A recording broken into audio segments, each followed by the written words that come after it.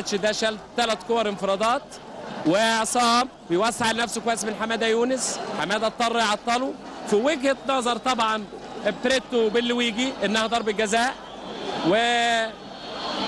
ومفيش طبعا اعتراض من لعيبه النادي الاهلي لان فعلا حماده يونس معطله، وضربه جزاء صحيحه. وعاطف عبد العزيز وصابت البطل، وعاطف جول وعاطف عبد العزيز يحط نادي الاسماعيلي في المقدمه في الدقيقه 33 بعد الفرمان اللي اداه بيتر لويجي بريتو بيرلويجي الحكم الطلياني.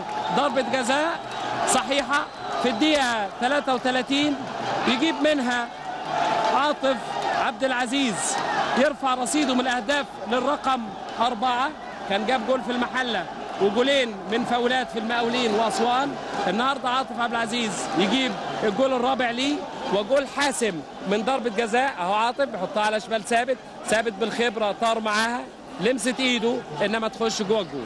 يا ترى بعد 24 سنه فراق يقدر الاسماعيلي بعد ما المقدمه اصبحت صفراء بجول عاطف عبد العزيز. 39 دقيقة والاسماعيلي جول في اللقاء الفاصل النهارده. فكري الصغير كسب عرض كويسة فكري لأحمد العجوز، في سيطرة من نادي الاسماعيلي وانفراد لبشير، وبشير يحطها ويحط جول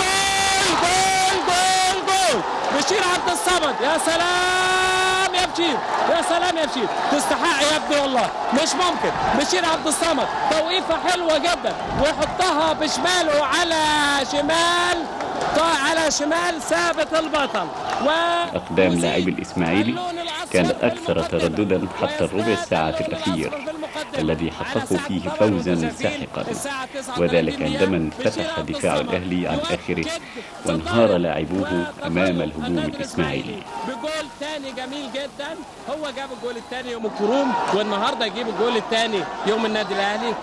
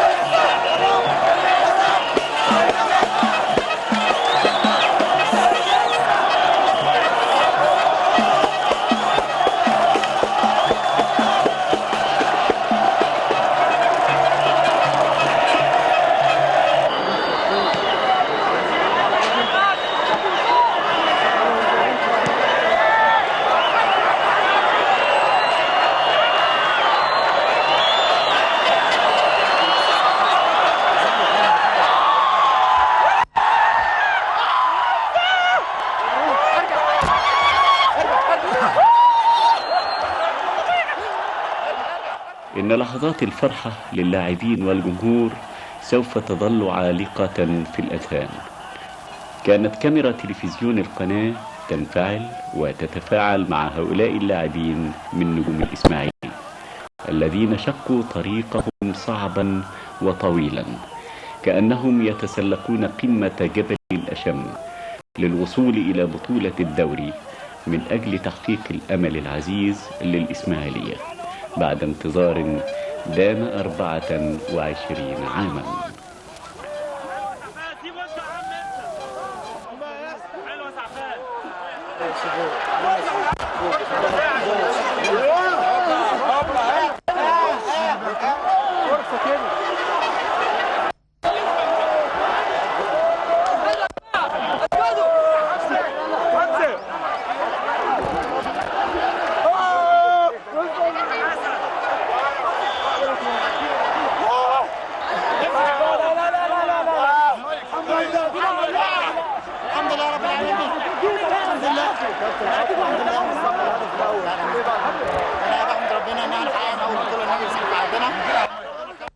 والهدف ده انا بديه لجمهور الاسماعيليه والسيد الوزير عمنا وعماره والشعب كله اللي جه ورانا وكده.